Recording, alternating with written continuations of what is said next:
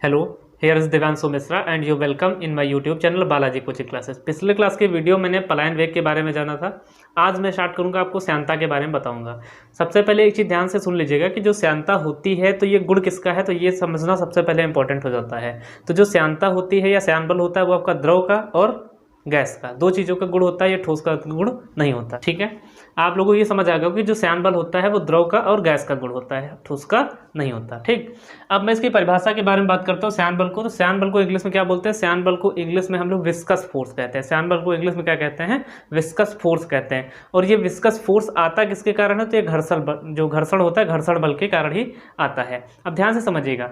अब मान लीजिए नदी हो या कोई भी जगह हो जहाँ पर पानी बह रहा हो, तो पानी जो बहता है वो एक चीज़ हमेशा ध्यान रखिएगा कि वो परतों के रूप में बहता है। जो पानी होता है हमेशा किस रूप में बहता है? परतों के रूप में बहता है। अब उसमें एक परतें तो होंगी नहीं, कई सारी परतें बन जाती है। तो उसमें बोलते हैं पहली परत, दूसरी परत, तीसरी परत, चौथी परत, इस टाइप से परतें होती हैं। कोई भी परत अगर हम उठा लें उसकी लगातार अगली अगली यानी क्रमागत परतों की बात करते हैं, जैसे पहली और दूसरी या दूसरी तीसरी या तीसरी चौथी, इस टाइप से बोल सकते हैं। तो जो दो क्रमागत परतें होती हैं उनके हिसाब से यहाँ पर श्यानता को हम परिभाषित कर सकते हैं। तो ध्यान से देखिएगा, यानी दो क्रमागत परतों के मध्य अपेक्षिक गति का जो विरोध करने वाला घर्षण बल होता है उसी घर्षण बल को ही क्या बोलते हैं? श्यान बल। तो सबसे पहले आपको ये समझना पड़ेगा कि श्यान बल है क्या। तो श्यान बल भी एक प्रकार का घर्षण बल ही है। श्यान बल क्या है? एक प्रकार का घर्षण बल ही है। ठीक है, और ये आता किससे है? तो जो आपकी दो क्रमागत परतें हैं इनके मध्य जो अपेक्षिक गति होती है उस गति का क्या करता है? वो विरोध करने लगता है। अपेक्षिक गति का क्या करता है? विरोध करता है। ठीक है, तो ये ध्यान रखिए कि परिभाषा आपको क्लियर होनी चाहिए कि दो क्रमागत परतों के मध्य अपेक्षिक गति का जो विरोध करने वाला घर्षण बल होता है उसी घर्षण बल को हम लोग क्या बोलते हैं? श्यान बल बोलते हैं। ठीक, अब बात मैं अगर करूं यहाँ पर तो ये तो हो गया श्यान बल, लेकिन श्यानता क्या होती है? अभी श्यान बल के बारे में आप लोग को समझ आ गया कि वह घर्षण बल जो कि दो क्रमागत परतों के बीच में जो अपेक्षिक गति होती है उसका क्या करे? विरोध करता है। उस विरोध के कारण उत्पन्न होने वाला जो घर्षण बल है उसे क्या कहते हैं? श्यान बल कहते हैं। ठीक है, ये चीज़ समझ आ गया। अब श्यानता क्या है? तो इस प्रकार के गुण को ही श्यानता कहते हैं। ठीक है, ये पूरे जो गुण होता है इस पूरे गुण को ही क्या बोलते हैं हम लोग? श्यानता बोलते हैं। ठीक है, इस पूरे गुण को क्या बोलते हैं? श्यानता बोलते हैं। चलिए, अब मैं बात करने वाला हूँ आपका द्रव हो गया, गैस और ठोस। इसके माध्यम से अब इसको समझते हैं। अभी मैंने शुरुआत में जब मैंने बताया था तो बोला था कि जो ठोसों का गुण श्यानता नहीं होता, यानी श्यानता जो है वो ठोसों का गुण नहीं होता है, लेकिन द्रव और गैस का तो होता है। अब अगर द्रव हो या गैस हो उसकी अगर श्यानता जीरो हो जाती है, किसी भी द्रव या किसी भी गैस की अगर श्यानता क्या हो जाती है? जीरो हो जाती है, तो वही जो द्रव हो या गैस हो उसको क्या बोलते हैं? हम आदर्श तरल बोलते हैं। ऐसे तो तरल होता है, लेकिन अगर उसकी विस्कोसिटी जीरो हो जाएगी तो वो क्या कहलाता है? आदर्श तरल कहलाता है।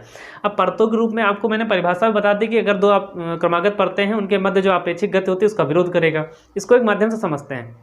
मान लीजिए आपके पास एक लोटा पानी है, आपने एक लोटा पानी फर्श पे डाल दिया, तो फर्श पे जब डालते हैं तो वो थोड़ी दूर बहता जाता है और फिर बहने के बाद वो क्या हो जाता है? रुक जाता है। अब उसके जो रुकने का कारण है वो भी श्यानता ही है। रुका ही क्यों? रुका तो इसीलिए क्योंकि उसमें क्या है? श्यानता है।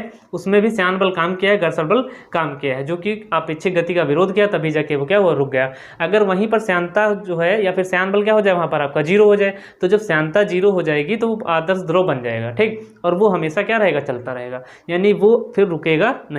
रुकने का किसी भी द्रव का कारण सिर्फ यही होता है कि उसमें क्या पाई जाती है? श्यानता पाई जाती है। श्यानता के कारण ही कोई भी द्रव रुक जाता है, ठहर जाता है, वरना वो ठहरे नहीं और किसमें परिवर्तित हो जाएगा? तो आदर्श द्रव या आदर्श तरल में परिवर्तित हो जाता है। ठीक है, अब देखिएगा ध्यान से, अगर मैं बात करूं द्रवों की श्यानता और गैसों की श्यानता में मान किसका ज़्यादा होता है, तो ध्यान रखिएगा कि जो द्रवों की श्यानता होती है वो गैसों की श्यानता से ज़्यादा होती है, या आप ये भी कह सकते हैं जो गैसों की श्यानता होती है वो द्रवों की श्यानता से कम होती है। ठीक, अब द्रव में श्यानता किस कारण होती है? तो द्रव में जो श्यानता होती है वो उनके मध्य जो अणु होते हैं उसमें ससंजक बल के कारण होती है। अब एक चीज़ यहाँ समझने वाली बात यह है कि इसमें असंजक बल क्यों नहीं हो सकता?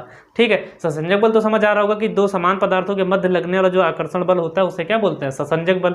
यानी दो समान प्रकार के पदार्थों के मध्य लगने वाला आकर्षण बल ससंजक होता है और असमान पदार्थों के मध्य लगने वाला आकर्षण बल क्या होता है? असंजक होता है। ठीक, अब यहाँ पे ऐसा तो हो नहीं सकता कि अगर मान लीजिए आपने लोटा भर जल डाल दिया है, पानी जमीन में डाला है, तो रहेगा तो पानी ही। ऐसा तो है नहीं कि उसमें एक बूंद पानी की है दूसरा बूंद दूध का है ना?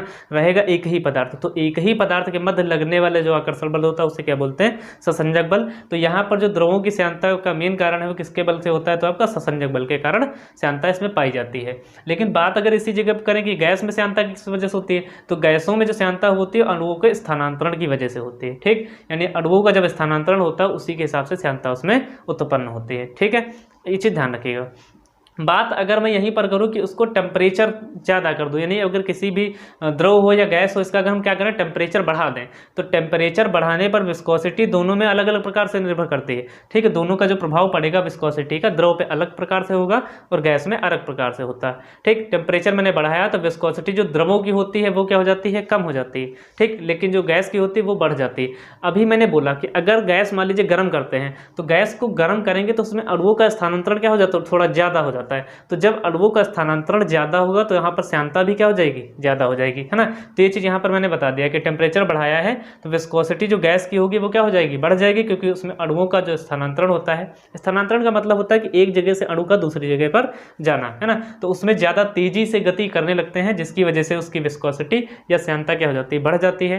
लेकिन इसके उल्टा जब द्रव को गर्म करते हैं तो द्रव को गर्म करने पर ताप बढ़ाते हैं तो वहां पर द्रव की जो श्यानता होती है, विस्कोसिटी होती है, वो क्या हो जाती है, कम हो जाती है। ठीक है, वहाँ पर क्या मतलब है कि जब मान लीजिए आप पानी कोई ठंडा डाले तो ठंडा देखिए डालने पर, जैसे आप समझ लीजिए दाल की उदाहरण लेते हैं। ठीक, दाल गर्म होती तो आप डाल दी थोड़ा ज़्यादा दूर तक जाती है तो वो क्या हो गई, गर्म थी, तो यानी ज़्यादा दूर तक जाने का मतलब क्या है कि उसकी श्यानता कम पड़ गई। लेकिन अगर वही दाल थोड़ी ठंडी हो जाती है तो ज़्यादा दूर तक नहीं जा पाती, यानी उसकी श्यानता क्या होती है, बढ़ जाती है। यानी ताप बढ़ाने पर द्रवों की श्यानता क्या होती है, कम पड़ जाती है, और गैसों की श्यानता क्या होती है, आपकी बढ़ जाती है। ये भी चीज़ आपको अपने दिमाग में क्लियर करके चलना है। बात मैंने ये भी बता दिया कि अगर मान लीजिए किसी भी द्रव या किसी भी गैस की श्यानता जीरो हो जाती है तो वही जो तरल होता है वो कैसा तरल कहलाता है, तो वो आदर्श तरल कहलाता है। ठीक, मापन की बात करते हैं कि श्यानता को मापते किससे हैं, तो श्यानता को मापने की जो इकाई है उसे हम श्यानता गुणांक कहते हैं, जिसको प्रदर्शित किससे करते हैं, हम ईटा से प्रदर्शित करते हैं। ठीक, ईटा पत्थर वगैरह सब कुछ पढ़ना पड़ेगा आपको, है ना। मापन क्या होता है, श्यानता गुणांक से करते हैं, और इसकी जो इकाई है वो क्या है, आपका ईटा। बात अगर करें यहाँ पर एसआई मात्रक की, तो एसआई मात्रक होता है आपका डेका पॉइज भी होता है, पॉइजली होता है, या फिर पास्कल इंटू सेकंड भी होता है। ठीक, ये चीज़ ध्यान रखिएगा, जो एसआई मात्रक है वो डेका पॉइज है, पॉइजली है, और पास्कल इंटू सेकंड है। ठीक है, आई होप ये वीडियो आप लोगों को समझ आ रहा होगा। अगर समझ आ रहा है तो प्लीज़ इसे लाइक करें, शेयर करें और चैनल को सब्सक्राइब करें। ठीक है, मिलते हैं अपने नेक्स्ट वीडियो में, तब तक के लिए धन्यवाद, जय हिंद।